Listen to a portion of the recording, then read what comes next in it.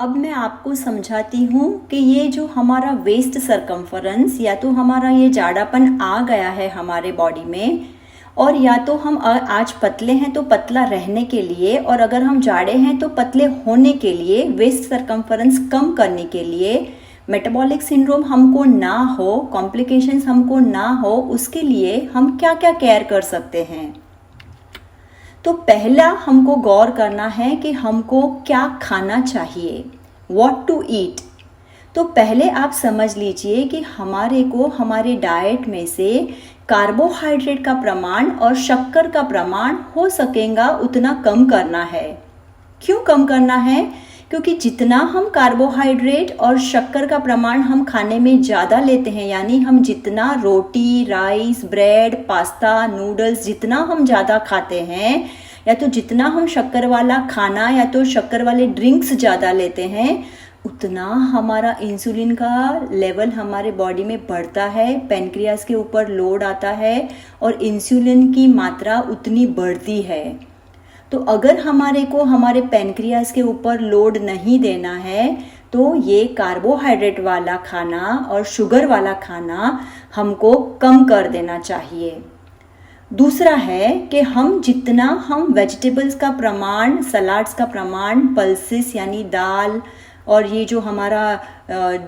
मूंग, मटकी, छोले, वटाना, राजमा वो सब आता है, उसका प्रमाण हम बढ़ाएंगे। दाल का प्रमाण, कर्ड का प्रमाण, पनीर का प्रमाण, ये सब हम खाने में, नॉनवेज भी आप ले सकते हो, तो जिसका ये सब जो पौष्टिक चीज़ें हैं जो हमारे को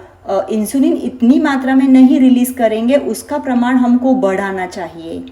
पहले के ज़माने में लोग ग्लाइसीमिक इंडेक्स देखते थे कि ये कौन सा फूड है जिसकी ग्लाइसीमिक इंडेक्स ज़्यादा है, तो जिसकी जितनी फूड की मात्रा में अगर ग्लाइसेमिक इंडेक्स ज़्यादा है वो उतना ज़्यादा हमारा शक्कर का प्रमाण हमारे बॉडी में बढ़ाता है। लेकिन आज हमको देखना ज़रूरी है कि इंसुलिन इंडेक्स कौन से फूड का कितना ज़्यादा है, यानी हम क्या खाएंगे तो उतना ज़्यादा इंसुलिन रिलीज हो जाएगा कि हमारे पैनक्रियास के ऊपर लोड आ जाएगा और हमारा जाड़ापन बढ़ जाएगा। और अगर हमको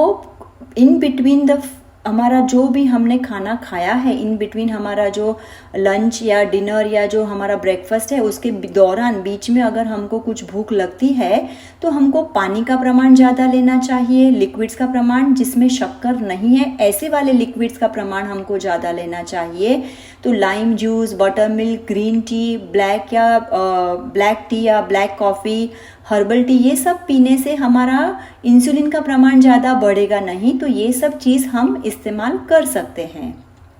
अभी क्या खाना है वो समझाने के बाद में मैं आपको समझाना चाहती हूँ व्हेन टू ईट। अगर आप देखेंगे तो हम ब्रेकफास्ट, लंच और डिनर के बीच में अगर हम नहीं खाते हैं तो भी वो 4 या 5 घंटे का ही मात्रा अगर हमारा गैप है तो इंसुलिन की मात्रा बहुत कम देर के लिए ही हमारी कम होती है। लेकिन अगर आप ऐसा देखो कि हाँ, आपने समझो कि शाम का खाना, रात का आपका डिनर अगर आपने अर्ली ले लिया, समझो एग्जाम्पल के लिए 7 बजे ले लिया,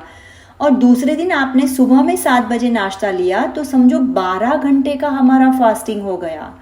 जितना हमारा फास्टिंग का लेवल यानी फूड हमारे इंटेस्टाइन्स में और हमारे अंदर नहीं गया है, तो फूड नहीं आया है तो इंसुलिन को बाहर आने की ज़रूरत नहीं पड़ेगी।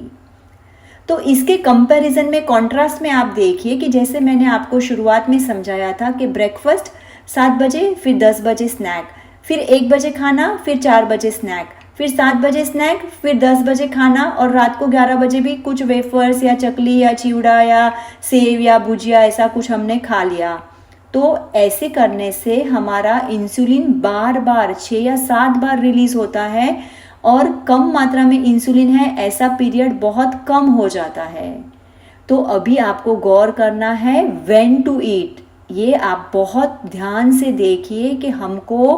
बार बार खाना नहीं करना है, इंटरमिटेंट स्नैकिंग नहीं करना है, और अर्ली डिनर लेके हमको लेट ब्रेकफास्ट करना है, तो हमारा number of hours of fasting ज़्यादा हो जाएगा, और जितना हमारा